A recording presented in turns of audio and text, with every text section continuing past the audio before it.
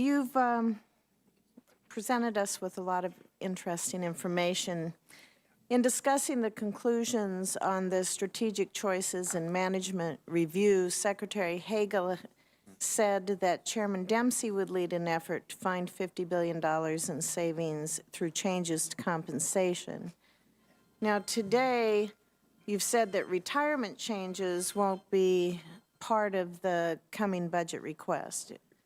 But can you tell me what the status is of General Dempsey's review on the compensation part?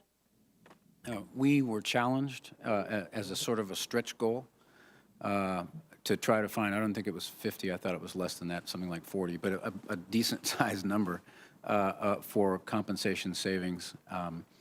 And other areas of the department, by the way, were equally challenged in other ways to find savings. We worked very hard to do that. We actually came up with the set of proposals that would be required to make that mark, and we found them too severe. And so we have been working on a set of less severe proposals that we will consider submitting as part of the President's budget request. And we're not ready to talk about those because they're not final, but we're not going to make the 40 or 50 or whatever it was. But it was a very good exercise for us in a stretch goal and trying to see where we could find savings. Thank you. Senator Kaine raised an issue earlier, and I'd like to follow up on it if I could for a minute.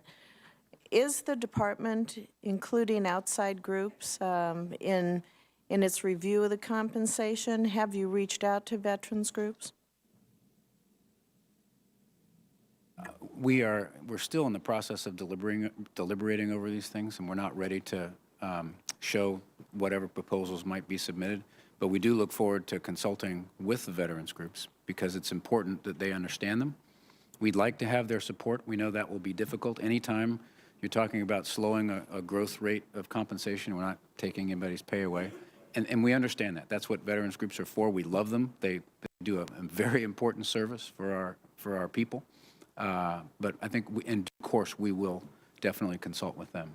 So am I understanding you correctly in that you're coming up with proposals inside the department and then you're presenting it to stakeholders groups looking for input, or are you including the stakeholders, veterans groups, for example, in providing you with suggestions and input? We've listened to certainly listened to the veterans support organizations. They're very vocal, understandably, and we appreciate that. We understand what they're telling us.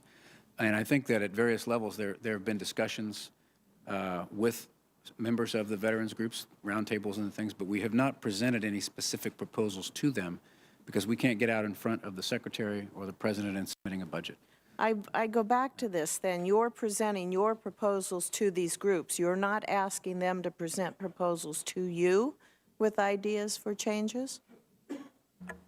No, we have not brought them in and asked for their proposals on how to change compensation. We're certainly open to that. We listen to what they say, we read what they write, and we take that into account as we deliberate over these things.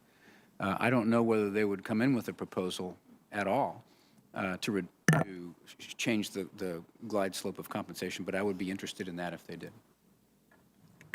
May I just add that Secretary Hagel does meet with the veterans, and so certainly there is a dialogue. As Admiral Winnefeld has said, we have not concluded anything about our specifics of our compensation proposals, but he meets with them and listens, and they have a general dialogue about far-ranging issues, and I have not been privy to them, but if you would like, I could be happy to take for the record some report back on the kinds of topics that they discuss. That would be helpful, not just with veterans groups, but any stakeholders that are out there that could offer maybe valuable information as the department moves forward in looking at compensation. I would think you would want to seek that.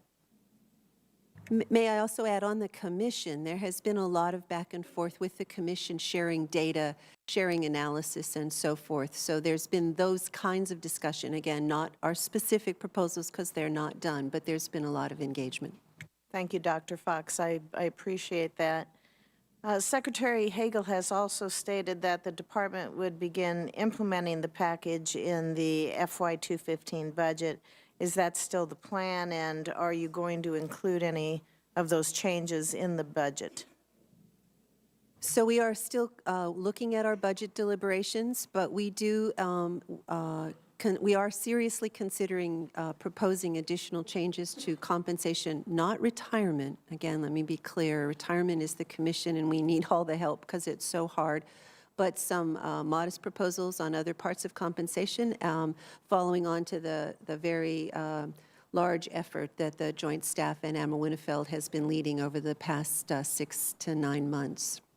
Okay, I would appreciate it, and I know that other members of this committee would too, if we could get that information.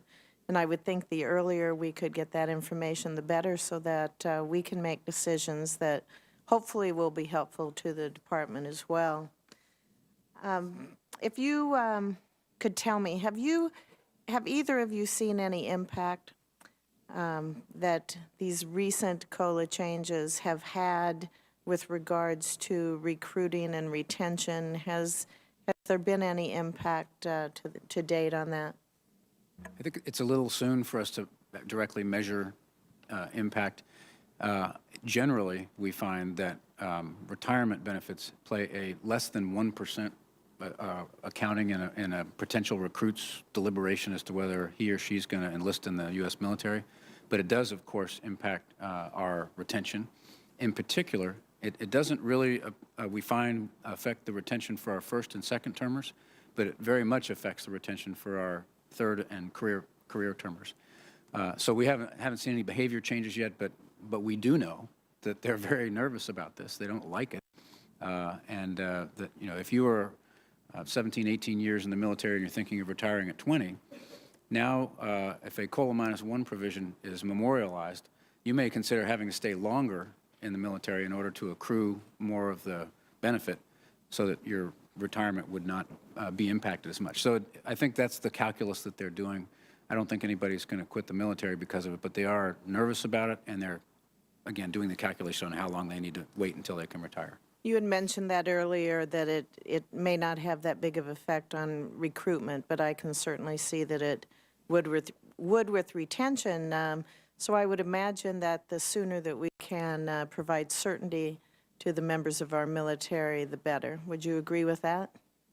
Certainly, I think this is an issue. One thing I would just throw in here is one of the retention concerns we are starting to feel is the concern about the quality of service. Will they have the training? Will they have the equipment? Will they have the opportunity to serve in a way that is as rewarding as they expected when they joined?